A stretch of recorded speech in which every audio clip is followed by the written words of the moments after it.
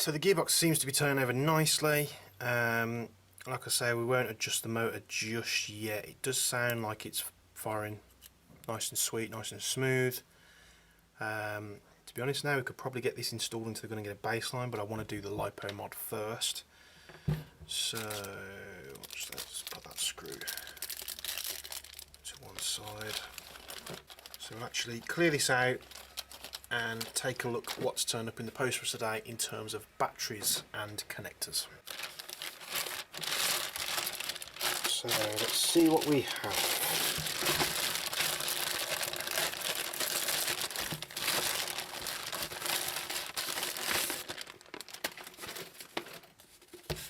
This will be the lipos that we ordered from the component shop, as well as a mini Deans for the connector that goes onto the gun.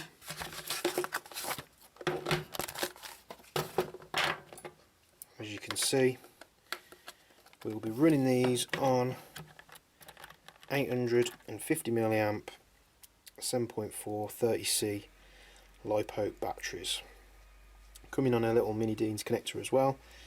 These should give us enough space in the front of the gun. Yeah, it's going to give us plenty of space there. Might have to shorten the wires, we'll soon see. So that's how we're going to run it. So what we're going to want to do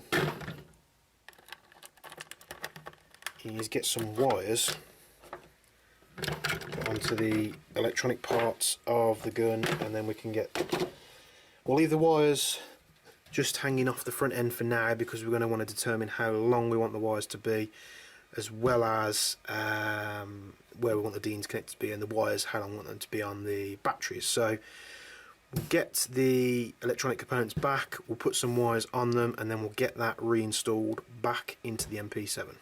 So we're back and we have some wire. I'm just going to use this 16 gauge piece I have here of an old lipo. Well, it wasn't an old lipo, it was a new lipo that just was dead from factory, so nick this off, and I would need it someday. It matches the wire up with the wire that we're using on the batteries and the motor on the gearbox as well. Right, let's strip the wire off. Get this tinned up, and then we'll get these secured onto here. We're probably going to secure them on the back of those connectors, just so if we ever do decide to put it back to its original configuration, we can still get the battery connector in here. So we're actually going to fit this on there like that. Might have to have a little bit more of the wires exposed.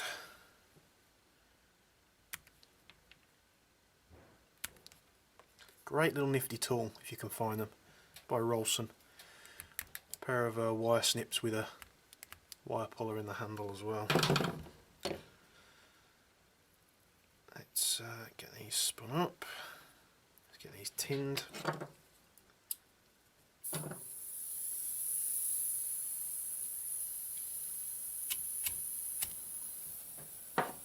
I'm not going to go through a guide on how to solder. There's probably many more videos out there on YouTube that show you to do it better than what I do. Let's get these solder unravelled.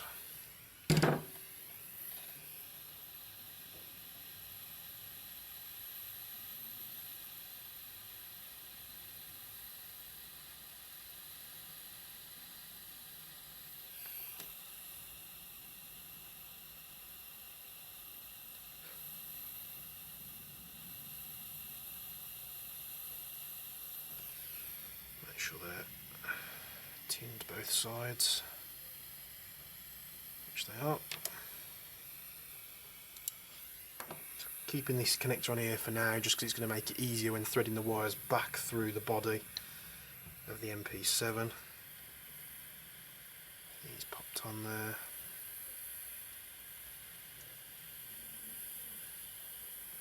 Get them far down as we can because we don't want them to shrink. Let's see how this goes.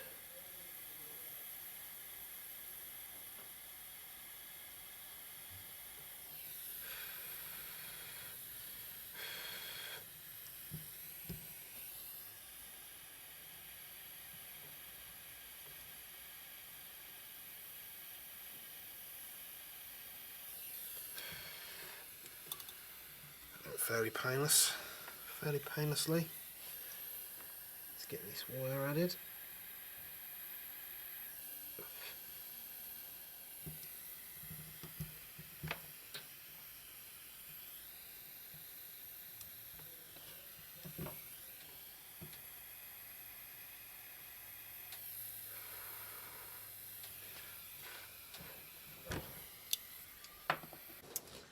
Do apologise, I think I'm going to have to change these wires so they're more orientated this way. Now I'm going to get a much stronger solder joint there with it like the way it is, but I'm going to struggle to get the heat shrink over there, so I'm actually going to change it and have it pointing forward. So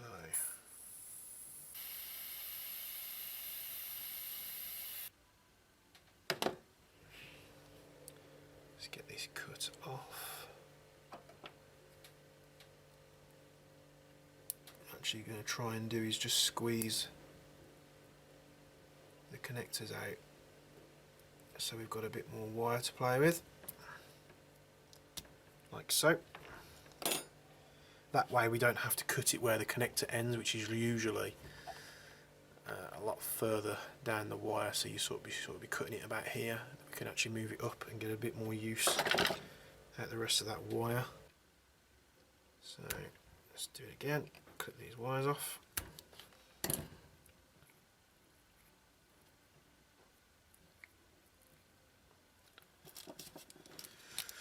Mini Deans, these can be a bit of a struggle as well. I think these need a good sharpen.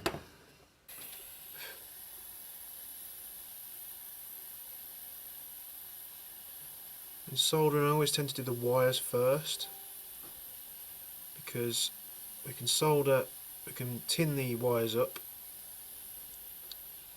and then we can tin the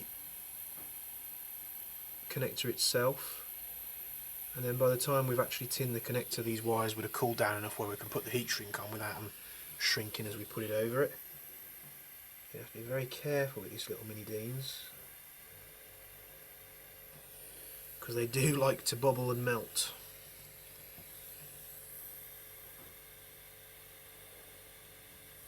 And we're going to use our snips as a sort of steady while we do the wires. Yeah, they really don't give you much room on these to get the wires on.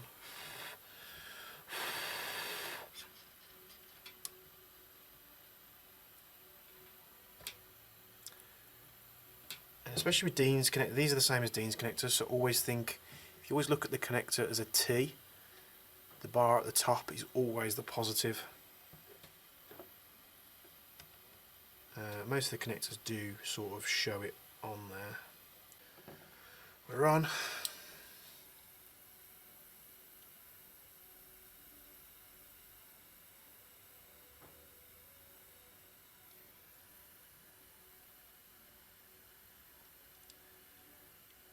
And we are covered.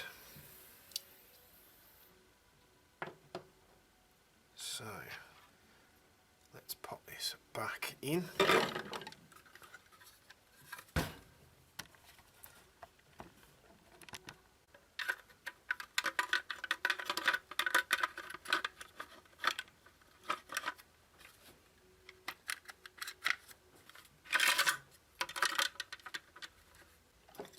Same again, we're just gonna wiggle this straight into position, and the connector looks like we've got just enough there to be able to grab onto it, plug the connector in, and then it can just sort of be folded over and out of the way. We can remove this bar as well, which will give us a bit more space if we need to. So let's get this thing reassembled. We want the fire selector first, there it is. Hold it into place. Come on.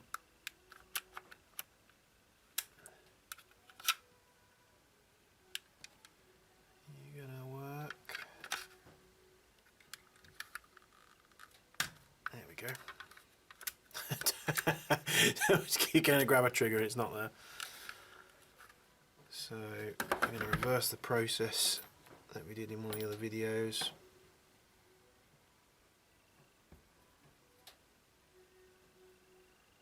And this spring, like I said before, get this zoomed in so you can see it.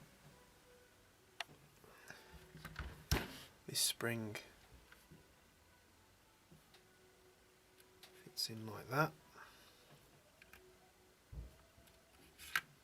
The fake bolt release goes in, grabs the spring, pull it round, seat it into place, flip it over while still holding on to it.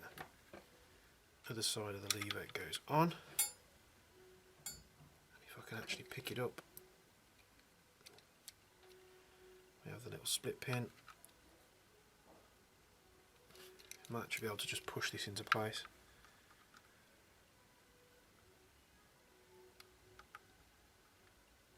Yep, it's a tight fit, but I need to hammer it.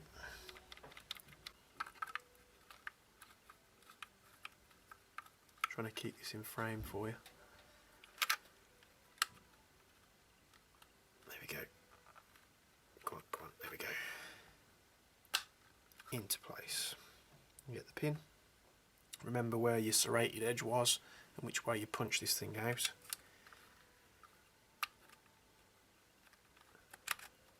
Can go in again. This will just need a strong press. There we go. Other side of the fire selector and the other pin.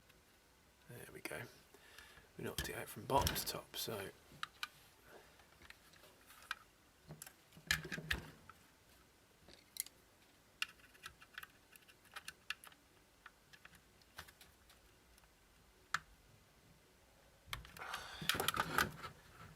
wanting to play ball today, are you?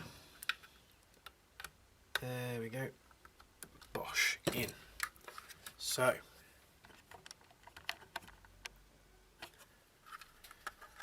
fire selectors in. Trigger works full auto, single shot. Locks on safe, which is what we want.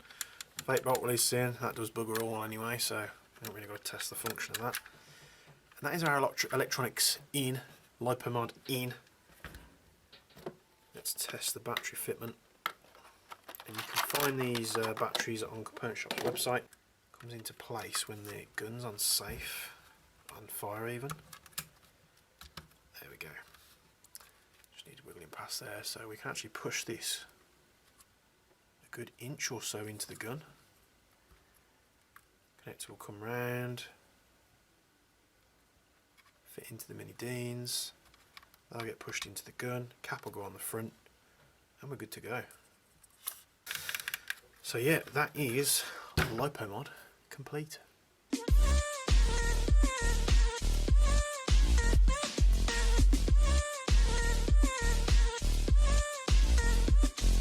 Close your eyes, will you dream for me?